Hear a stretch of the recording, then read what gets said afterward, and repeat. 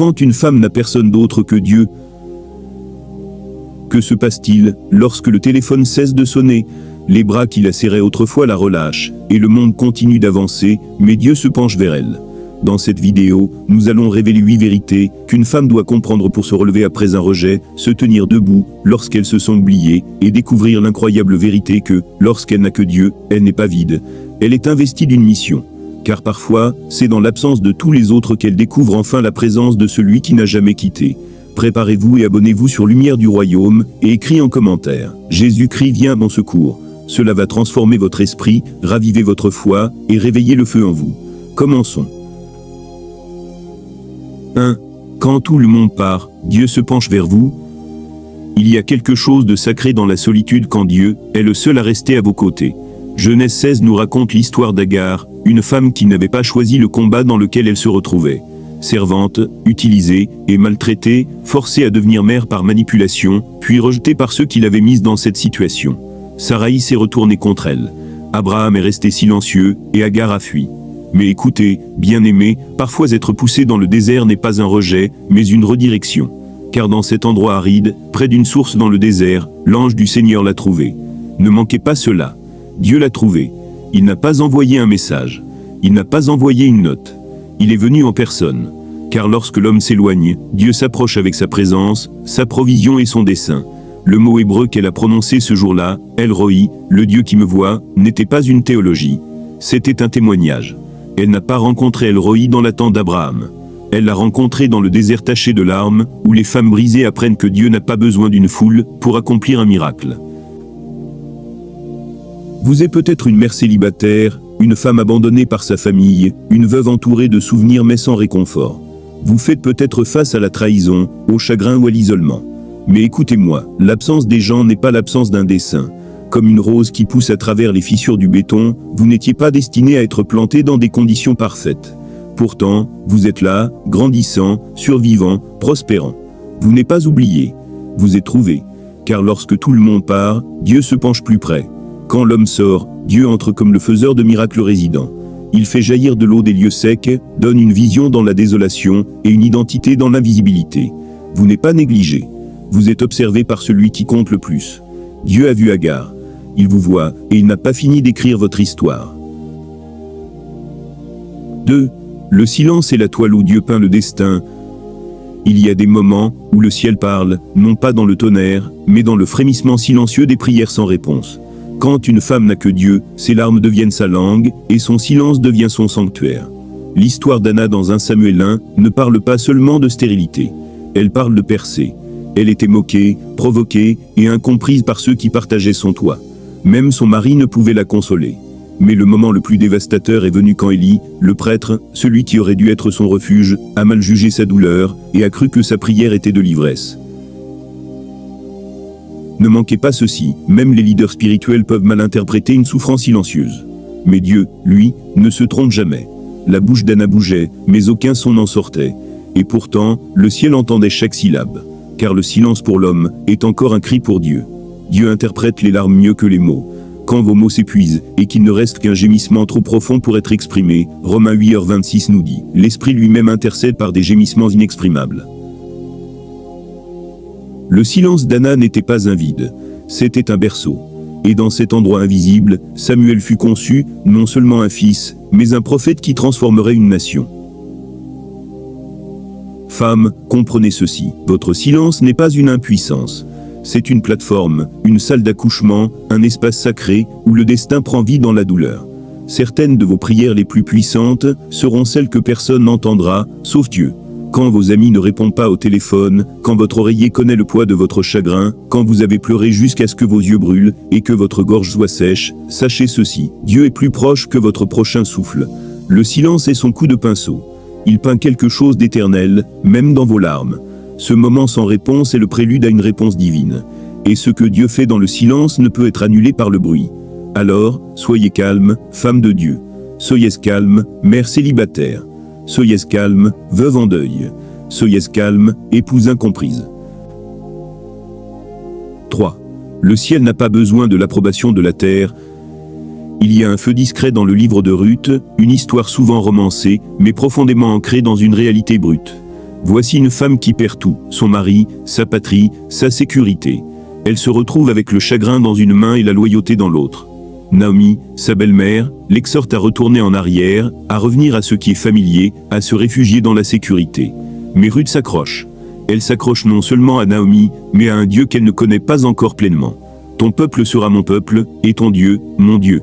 Et dans cet attachement, dans ce refus d'abandonner, même si cela n'avait aucun sens logique, Ruth a marché directement vers son destin. Elle n'avait ni mari, ni argent, ni plan. Tout ce qu'elle avait, c'était sa loyauté. Et cette loyauté l'a conduite dans un champ appartenant à un homme nommé Boaz. Mais revenons en arrière. Elle n'avait pas de CV. Elle ne parlait pas couramment la langue locale. Moabite, étrangère, disqualifiée par tous les critères humains. Pourtant, Dieu n'a pas consulté son passé pour déterminer son avenir. Il n'a pas demandé l'avis de Naomi. Il n'a pas fait de sondage à Bethléem. Le ciel ne consulte pas la terre pour approuver ce qu'il a déjà oint. Ruth n'avait pas l'apparence requise, mais elle portait un dessein dans son sang. Car le dessein n'est pas cosmétique. Il est une alliance. Et ce champ où il glanait, c'était un GPS divin.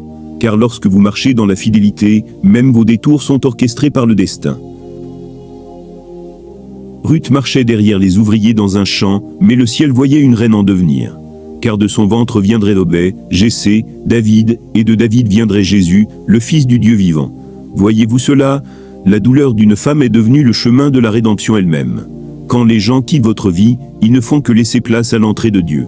S'ils sont partis, bénissez-les. S'ils vous ont trahi, libérez-les. S'ils vous ont négligé, remerciez Dieu, car leur absence n'est pas votre fin. C'est Dieu qui fait de la place pour quelque chose d'éternel. Votre Boaz n'est pas en retard. Il est divinement aligné. Votre rejet est votre redirection. Et aucune étiquette, que l'homme tente de vous coller, ne peut annuler le dessein que Dieu a placé en vous. Vous êtes peut-être une femme sans homme, sans argent, sans carte, mais si vous avez Dieu, vous avez assez pour marcher dans votre champ. Votre destin n'a pas besoin du sceau d'approbation de la terre. Il est déjà scellé dans le ciel. Et le ciel vous appelle Ruth. Pas la veuve, mais la guerrière. Pas l'étrangère, mais l'héritière. 4. Le désespoir n'est pas la fin, c'est la porte de la délivrance. Certaines portes ne s'ouvrent qu'après avoir frappé jusqu'à en avoir les mains meurtries. Certains miracles ne se manifestent que lorsque vous n'avez plus de pièces pour payer le réconfort, ni d'amis pour applaudir votre force. Il y a une femme dans Marc 5 qui connaissait le désespoir. Sans nom, mais inoubliable. Pendant 12 longues années, elle a saigné, hémorragie non seulement physique, mais émotionnelle, relationnelle, financière et sociale. Selon la loi juive, elle était impure. Cela signifiait que personne ne pouvait la toucher. Ni sa famille, ni un prêtre, ni un ami. 12 ans, soit 4380 jours, à se réveiller en espérant être guérie, pour s'endormir brisée à nouveau. L'Écriture dit qu'elle avait dépensé tout ce qu'elle avait pour des médecins, et au lieu de s'améliorer, son état empirait. Mais laissez-moi vous dire ce que Dieu fait du désespoir. Le désespoir est le cri qui attire l'attention du ciel. Ce n'est pas une faiblesse, c'est une arme. Cette femme n'avait ni soutien, ni mari dont on parle, ni foule pour l'encourager. Mais elle avait encore sa volonté de ramper. Et parfois, c'est tout ce dont vous avez besoin. Elle s'est frayée un chemin à travers la foule, évitant les regards accusateurs, se glissant sous les robes et les coudes, juste pour toucher le bord de son vêtement. Elle n'avait pas besoin de rendez-vous. Elle n'avait pas besoin des projecteurs. Tout ce qu'elle voulait, c'était un contact. Et quand elle l'a touché, la vertu a coulé. Pas seulement la guérison, mais une identité. Jésus a arrêté la foule et l'a appelée fille. Ne manquez pas cela. Il ne l'a pas appelée femme. Il ne l'a pas appelée étrangère. Il a dit fille. Ce n'était pas seulement une guérison. C'était une adoption. Ce n'était pas seulement une restauration. C'était une révélation. Certaines d'entre vous sont dans un lieu de foi désespéré. Vous saignez en silence, perdant votre espoir. Vous êtes fatigué, brisé, incomprise et épuisé. Mais ce n'est pas votre fin, c'est votre entrée. Votre rampement deviendra un appel. Votre murmure sera la porte de votre miracle. Dieu n'ignore pas le désespoir. Il l'habite. Et quand le monde vous qualifie d'impur, quand il vous rejette, Dieu vous intègre. Cette femme n'a pas seulement reçu la guérison, elle a reçu la plénitude. Et il le fait encore aujourd'hui. Votre désespoir n'est pas le dernier chapitre. C'est la porte ouverte à une délivrance divine. 5. La présence de Dieu est plus forte que l'absence des gens. Certaines révélations ne se trouvent que dans l'obscurité, dans cet endroit où personne d'autre ne reste, dans cet espace sacré, où le chagrin gonfle, et où le silence pèse lourdement sur l'âme. Tôt ce matin-là, Marie-Madeleine se tenait devant le tombeau, en pleurs. Les disciples étaient déjà rentrés chez eux, confus et désorientés par ce qu'ils ne comprenaient pas. Mais Marie est restée. C'est la force d'une femme qui n'a que Dieu. Elle reste. Elle s'attarde dans la douleur, jusqu'à ce qu'elle se transforme en présence. Alors que d'autres voyaient un tombeau vide, et retournaient à leur routine, Marie restait près de la tombe, là, où tout espoir semblait perdu. Et alors, Jésus est apparu. Pas sous la forme qu'elle attendait. Elle ne l'a pas reconnu au début, car la résurrection ressemble rarement à ce qu'on connaît. Mais quand il a prononcé son nom, Marie, quelque chose dans son esprit a bondi. La voix qui l'avait délivrée de sept démons. La voix qui l'avait affirmée, quand la société la rejetait. La voix qu'il aimait, quand les autres la jugeaient. Cette voix prononçait son nom. Les gens peuvent disparaître dans vos pires heures, mais Dieu se révèle dans le vide. Ce n'est pas un hasard si Jésus s'est révélé en premier à une femme. Pas à un disciple, pas à un roi, pas à un pharisien, mais à une femme sans plateforme, sans chair, sans prestige, seulement des larmes. Marie n'a pas seulement été témoin de la résurrection. Elle a porté le message de la résurrection. Elle est devenue la première prédicatrice de l'Évangile, courant pour dire aux autres « J'ai vu le Seigneur ». Écoutez-moi, Dieu utilise celles qui attendent, quand les autres s'en vont. Vous pleurez peut-être devant votre propre tombeau aujourd'hui. Peut-être est-ce le tombeau d'une relation brisée, la mort d'un rêve, le silence des prières sans réponse. Mais restez, car celui qui a vaincu la mort prononce votre nom. Votre rencontre arrive, non pas dans la foule, mais dans le calme. Quand votre vie semble vidée de toute compagnie, il la remplira de communion. Quand les gens disparaissent, Dieu se rapproche. Sa présence n'est pas un substitut. Elle est supérieure. Et ce vide que vous ressentez, ce n'est pas un abandon, c'est une anticipation. La résurrection est sur le point de se révéler. Vous n'êtes pas seul. Vous êtes investi d'une rencontre divine. 6. Votre identité ne se trouve pas dans ceux qui sont partis, mais dans votre dessein. Le rejet est bruyant. Il résonne dans les espaces vides de votre cœur et tente de redéfinir qui vous est par ceux qui ne marchent plus avec vous. Mais la vérité de Dieu murmure plus fort que l'abandon. Ésaïe 43 2.1 déclare « Je t'ai appelé par ton nom, tu es à moi. Avez-vous entendu? Tu es à moi. Pas tu étais à eux. Pas tu es rejeté point, pas tu es oublié point. Tu es à moi. » C'est l'identité d'une femme qui n'a que Dieu. Elle est à lui. Trop de femmes vivent sous l'ombre de ceux qui sont partis. Un père absent qui n'a jamais prononcé d'affirmation. Un mari qui a quitté. Une amie qui a trahi. Même des églises qui ont blessé au lieu de guérir. Et avec le temps, elles commencent à croire que ce qu'elles ont perdu définit qui elles sont. Mais écoutez-moi, fille, vous n'êtes pas un fichier annulé. Vous êtes un vase choisi. Ne définissez pas votre valeur par ceux qui sont partis. Ancrez-la dans celui qui a étendu ses bras pour vous. Jésus n'est pas mort pour faire de vous une victime. Il est mort pour faire de vous une victorieuse. Vous n'avez pas besoin de la signature d'un autre humain pour valider votre identité, quand Dieu lui-même a déjà signé votre vie de son sang. Vous n'êtes pas ce qu'ils ont dit. Vous n'êtes pas ce qu'ils ont fait. Vous n'êtes pas l'erreur que vous avez commise ni le titre qu'ils vous ont donné. Vous êtes appelé. Vous êtes choisi. Vous êtes ointe. Dieu ne vous identifie pas par votre douleur. Il vous identifie par votre dessein. Pensez à la Samaritaine au puits dans Jean 4. Elle avait eu 5 relations échouées et vivait avec un homme qui n'était pas son mari. Rejetée par la société, forcée de puiser de l'eau sous la chaleur du jour pour éviter les murmures de la foule. Mais quand Jésus l'a rencontrée, il n'a pas commencé par la honte. Il a commencé par la vérité. Et en une conversation, elle est passée de brisée à audacieuse, de rejetée à ranimée. Elle a laissé tomber sa cruche d'eau et a couru dans la ville pour déclarer « Venez voir un homme ». La femme qui se cachait autrefois est devenue une héros. Car une fois que Dieu révèle votre identité, vous n'avez plus besoin de la validation des hommes. Vous avez peut-être été connu pour ce qui vous a brisé, mais Dieu vous fera connaître par ce qui vous a guéri. Alors, que chaque femme qui écoute entende ceci dans son esprit. Vous n'êtes pas une note de bas de page, dans l'histoire de quelqu'un d'autre. Vous êtes un titre dans l'histoire du ciel. Tu es à moi, dit le Seigneur. Et quand vous croyez cela, vous cessez de courir après ceux qui sont partis, et vous commencez à marcher dans la puissance de celui qui vous a appelé. 7. Le désert n'est pas une malédiction, c'est la salle de classe de Dieu. Certaines leçons ne s'apprennent pas dans le confort des palais, mais dans le silence des lieux trempés de douleur. Certaines révélations ne viennent pas par la célébration, mais par l'isolement. Le désert. Oh, le désert. Il est souvent mal compris comme une punition, mais dans le programme divin de Dieu, c'est une préparation. Osée 2h14 est un passage empreint de la miséricorde scandaleuse de Dieu. Il dit, « C'est pourquoi je vais l'attirer, je la conduirai dans le désert, et je lui parlerai tendrement. » Ce mot attirer signifie séduire avec désir, appeler avec amour. C'est romantique. C'est personnel. Et c'est douloureux. Dieu ne la traîne pas dans le désert. Il l'attire. Pourquoi ? Parce que parfois, le seul moyen d'éliminer le bruit des opinions humaines est de se retrouver seul avec celui qui a créé votre âme. Le désert est la suite nuptiale de Dieu. C'est l'endroit où il murmure ce que le monde a noyé. Gommée, l'épouse d'Osée, était l'image de l'infidélité. Elle s'est égarée, a couru après des amants, s'est vendue à ceux qui n'avaient pas le pouvoir de la soutenir. Et pourtant, Dieu, dans sa grâce implacable, a dit « Laisse-moi la voir seule. Laisse-moi l'éloigner des amants qui lui ont menti. Laisse-moi lui parler tendrement. Laisse-moi la redéfinir. » Le désert n'est pas un abandon. C'est un rendez-vous. C'est là que Dieu commence à dépouiller les fausses identités et à vous envelopper de vérité. Quand le téléphone cesse de sonner, le ciel commence à parler. Cette perte d'emploi, cette rupture, cette saison où personne n'a pris de vos nouvelles, cela a peut-être semblé un rejet, mais c'était une redirection, une réservation divine pour une conversation en tête-à-tête avec le roi de gloire. Ne résistez pas au désert.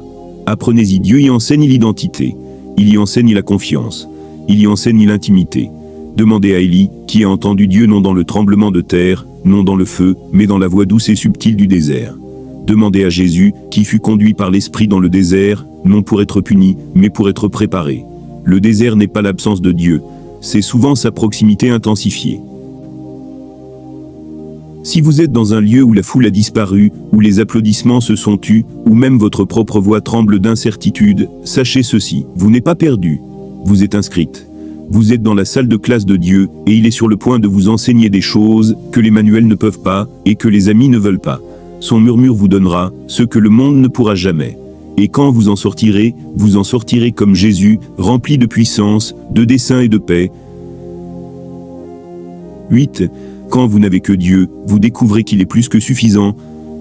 Il arrive un moment dans chaque vie, surtout dans le parcours d'une femme façonnée par le feu et les épreuves, où Dieu cesse d'être juste une croyance, pour devenir le souffle même.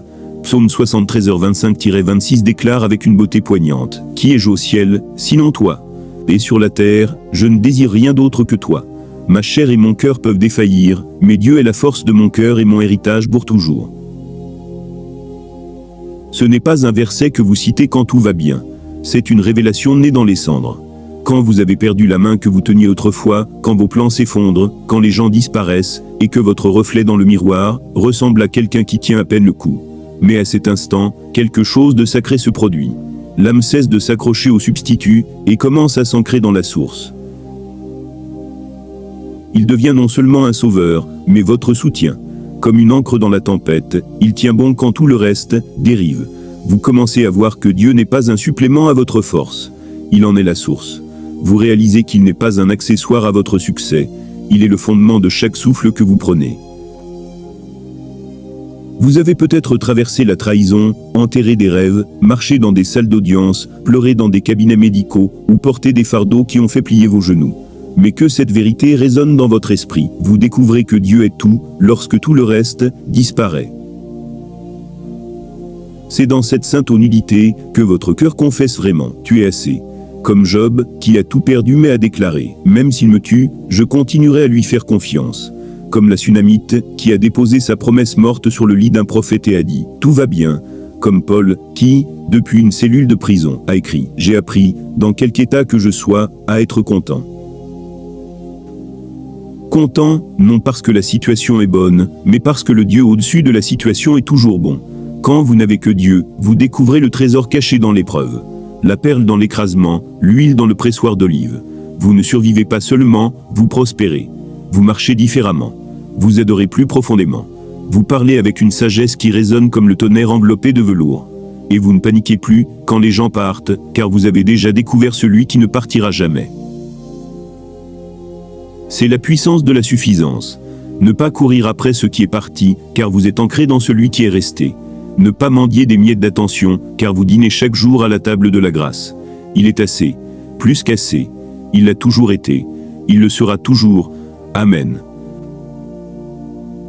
Commentez ci-dessous, et déclarez avec foi. Même si je n'ai personne, j'ai encore Dieu, et il est assez.